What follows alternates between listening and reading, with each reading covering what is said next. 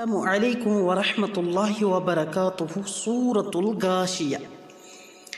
بسم الله الرحمن الرحيم. هل أتاك حديث الغاشية؟ وجوه يومئذ خاشعة عاملة ناصبة تصلى نارا حامية تسقى من عين آنية ليس لهم طعام إلا من ضريع لا يسمن ولا يغني من جوع وجوه يومئذ ناعمة لسعيها راضية في جنة عالية لا تسمع فيها لاغية فيها عين جارية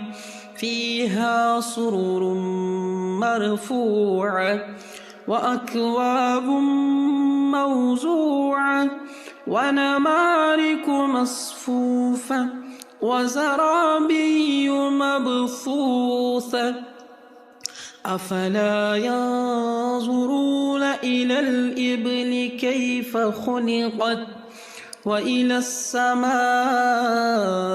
كيف رفعت وإلى الجبال كيف نصبت وإلى الأرض كيف سطحت فذكر إنما أنت مذكر لست عليهم بمسيطر إلا من تولى وكفر فيعذبه الله العذاب الأكبر إن إلينا إيابهم ثم إن علينا حسابهم.